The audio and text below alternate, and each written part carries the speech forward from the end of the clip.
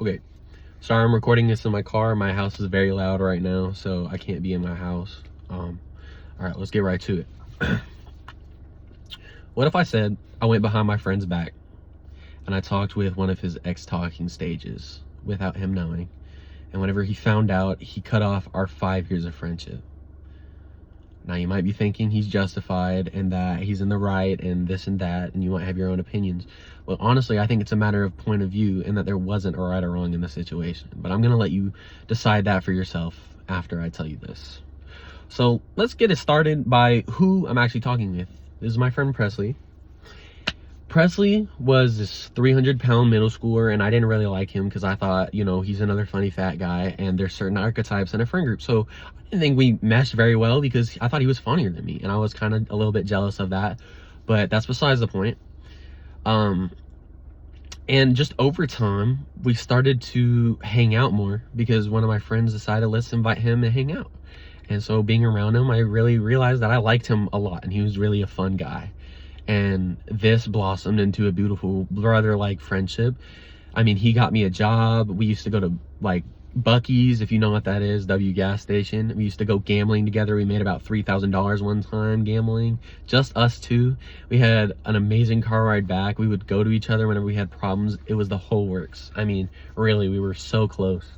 And whenever he started to lose weight, I was so happy for the guy because, you know, he started to feel more confident. I could see it. He started to work out. It was everything, like he was coming into the person he was meant to be. And so he starts talking with this girl named Rachel. She's this Asian girl who goes to the gym and is pretty smart, pretty good looks, everything that you can want in a girl. And they're talking for about 2 weeks, where then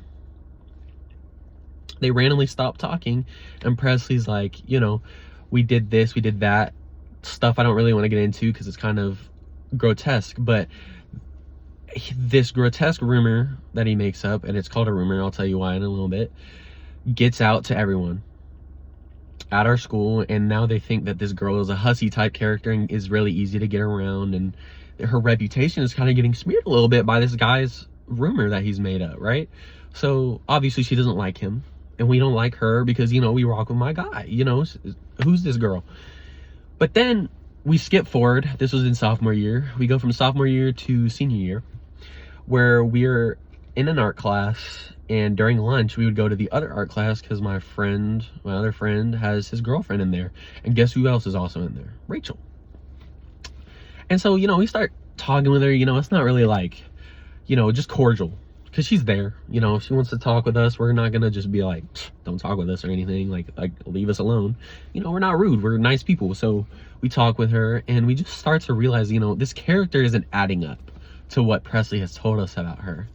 And so further on in the year, we get to prom, and, you know, our group really doesn't know who else to go with. So, like, you know, we all wanted to go as a group, and we wanted to try and find another girl group to go with. And so why not just go with them? You know, even though Rachel's there, it's not romantic, it's just for fun, it's just all this, it's all that.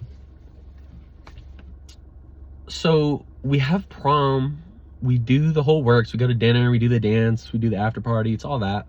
And we just realized that this girl just isn't at all what Presley has described. So now we have these point of views and schools of thoughts here. We have our school of thought where it's like, okay, these girls are cool. Presley might have been lying, but, you know, that's still brother. Hopefully he's okay with us hanging out, but we don't really care too much because if you're gonna make stuff up, you know, we learned about this during prom, you're just gonna have to deal with that later. And now we have the girls' school of thought where they are all, these guys are cool, and as long as Presley's not around because he made stuff up about me, you know, we're cool with hanging out with them. And then we have Presley's school of thought where he's like, I'm not a big fan of this. I don't like what's going on. I've lost control of the situation. They're hanging out with the girl that they shouldn't be hanging out with, and I'm feeling disrespected. So we don't really care about what he has to say because that's kind of a scummy thing to make up a rumor. And we keep hanging out with him. We'd have a potluck, we go to the zoo, we do just general hangouts, we watch movies. It's all this, and guess who's not there the whole time? I bet you could. His name was Presley. He wasn't there any of the times that we hung out with the girls. And it's obvious because, like, you know, we're not going to invite you to hang out with this girl that you made a rumor about. You obviously don't like her. You've told us things about her that you don't like. And you say demeaning things about her, so we don't want that around. And whenever we would go and hang out with her and her friend group, he would always harass us on the phone. So now, in hindsight, we're starting to realize that this guy is feeling left out. But, you know, once again, we don't care because he made these rumors up. But then a week before college happens and we get a bunch of notifications saying he's left every group chat. And now we realize that he's feeling betrayed.